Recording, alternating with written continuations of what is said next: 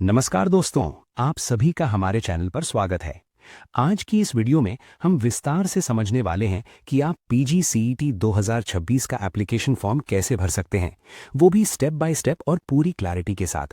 अगर आप MBA, MCA, MTech या एम आर्किटेक्चर के लिए अप्लाई करना चाहते हैं, तो ये वीडियो आपके लिए बहुत ही महत्वपूर्ण होने वाली है, इसलिए इसे अंत तक जरूर देखें।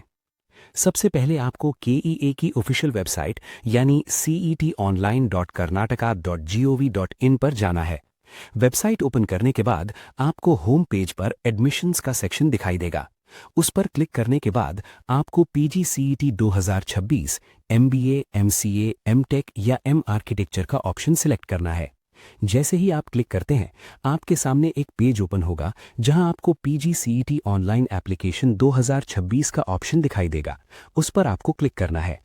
जैसे ही आप क्लिक करेंगे, आपके सामने एक नया पेज ओपन होगा जहां आपको रिक्वायर्ड डॉक्यूमेंट्स की लिस्ट दिखाई देगी। यहां एक साइड में कन्नड़ा में और दूसरी साइड में इंग्लिश में डिटेल्स दी गई होती हैं। रजिस्ट्रेशन शुरू करने से पहले एक बार इन डॉक्यूमेंट्स को जरूर चेक कर लीजिए। आपको एसएसएलसी मार्क्स कार्ड का रजिस्टर नंबर चाहिए होगा। उसके साथ 12th या सेकेंड पीयूसी मार्क्स कार्ड और आपकी डिग्री मार्क्स कार्ड्स भी जरूरी हैं। अगर आपके फाइनल सेमेस्टर मार्क्स या डिग्री कंप्लीशन सर्टिफिकेट अभी तक नहीं आए हैं, तो टेंशन लेने की जरूरत नहीं है। उसके लिए भी ऑप्शन दिया जाता है, जिसे मैं आगे प्रोसेस में दिखाऊंगा।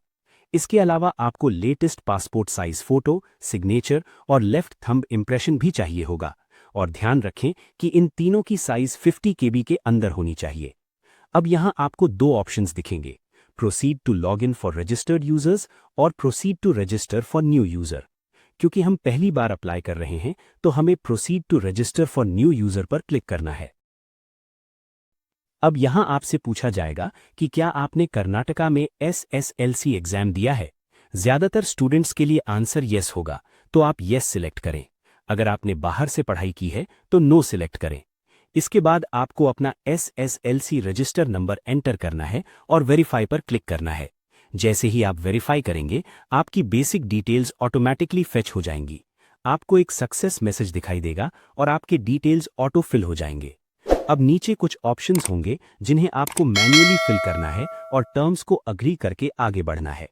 उसके बाद आपको आधार नंबर एंटर करना होगा और ओटीपी वेरीफाई करना होगा, जो आपके आधार लिंक्ड मोबाइल नंबर पर आएगा। ओटीपी डालकर सबमिट करते ही अगला पेज ओपन होगा, जहां आपको अपना मोबाइल नंबर, ईमेल आईडी और एजुकेशन डिटेल्स फिल करनी होंगी। जैसे कि आपने कौन सी डिग्री की है, उसकी ड्यूरेशन क्या है। एग्जाम्पल के लिए अगर आपने 3 ईयर डिग्री की है तो वही सिलेक्ट करें। अब आपको अपना ईमेल वेरीफाई करना होगा। सेंड ओटीपी पर क्लिक करते ही आपके ईमेल पर ओटीपी आएगा, उसे डालकर वेरीफाई करें। उसी तरह मोबाइल नंबर भी वेरीफाई करना है। इसके बाद आता है एक बहुत इंपॉर्टेंट स्टेप, पासवर्ड सेट करना। पासवर्ड ऐसा होना चाहिए जिसमें नंबर्स, अल्फाबेट्स और स्पेशल कैरेक्टर्स तीनों शामिल हों और कम से कम 8 कैरेक्टर्स का होना चाहिए।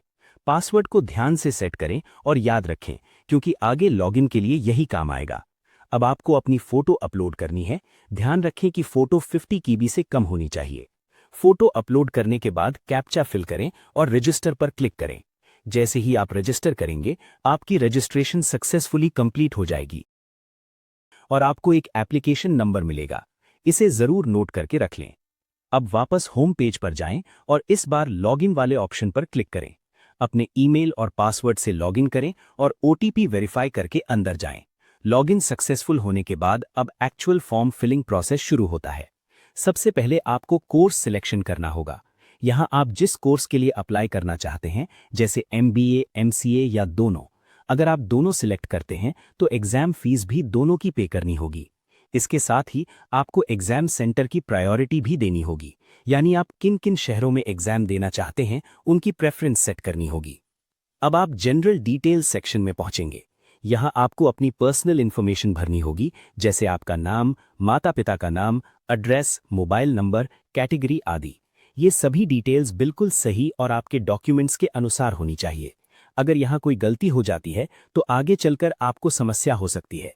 इसलिए इस पार्ट को भरते समय बिल्कुल भी जल्दबाजी ना करें। आगे आपको ये भी बताना होगा कि आपने कर्नाटका में कितने साल पढ़ाई की है। इसे फर्स्ट क्लास से लेकर डिग्री तक काउंट करके भरना है। इसके बाद second PUC register number, passing details, district आदि फिल करें।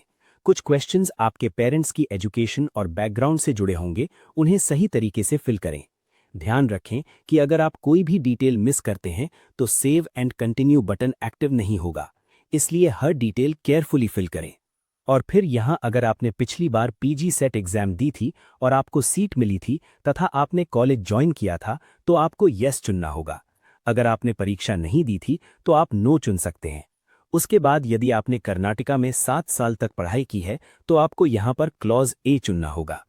इसके बाद आता है स्टडी डिटेल्स सेक्शन। यहाँ आपको अपनी पीयूसी या 12th की जानकारी भरनी होगी। अगर आपके पास सैट्स नंबर है तो यस सिलेक्ट करें और सिस्टम ऑटोमेटिकली आपकी डिटेल्स फेच कर सकता है। अगर आपके पास सैट्स नंबर नहीं है तो आपको सारी जानकारी मैन्युअली भरनी होगी, जैसे कॉलेज नेम, बोर्ड, मार्क्स आदि। अच्छी बात यह है कि अगर आप मैन्युअली डिटेल्स भरते हैं तो आप उन्हें एडिट या रिमूव भी कर सकते हैं। इसके बाद रिजर्वेशन सेक्शन आता है। अगर आप किसी भी प्रकार का रिजर्वेशन क्लेम करना चाहते हैं तो यस सिलेक्ट करें और अपना आरडी नंबर एंटर करें। अगर आप किसी भी रिजर्वेशन कैटेगरी में नहीं आते हैं तो नो सिलेक्ट कर सकते हैं। इसके साथ ही स्पेशल कैटेगरी का ऑप्शन भी हो सकता है, जहां एप्लीकेबल होने पर डिटेल्स भरनी होती हैं। अब आपको एडिशनल डिटेल्स और डिग्री डिटेल्स भरनी होंगी। डिग्री डिटेल्स में आपको अपनी ग्रेजुएशन से जुड़ी जानकारी देनी होगी, जैसे आपने कौन सा कोर्स किया है, किस कॉलेज से किया है, आपके मार्क्स क्या हैं आदि। ये सेक्शन भी बहुत इंपॉर्टेंट है, इसलिए यहाँ भी सारी जानकारी सही सही भरें।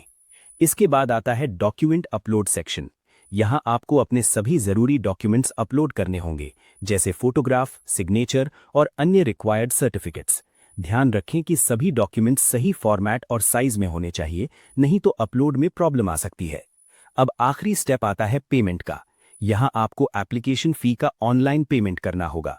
आप नेट बैंकिंग, डेबिट कार्ड या यूपीआई के माध्यम से पेमेंट कर सकते हैं। पेमेंट सक्सेसफुल होने के बाद आपको पेमेंट कंफर्मेशन दिखाई देगा, जिससे ये कंफर्म हो जाएगा कि आपका एप्लीकेशन सक्सेसफुली सबमिट हो चुका है।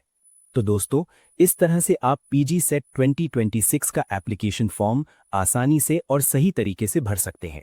कोशिश करें कि फॉर्म भरते समय कोई भी डिटेल गलत ना हो और सबमिट करने से पहले एक बार पूरा फॉर्म अच्छे से चेक जरूर करें।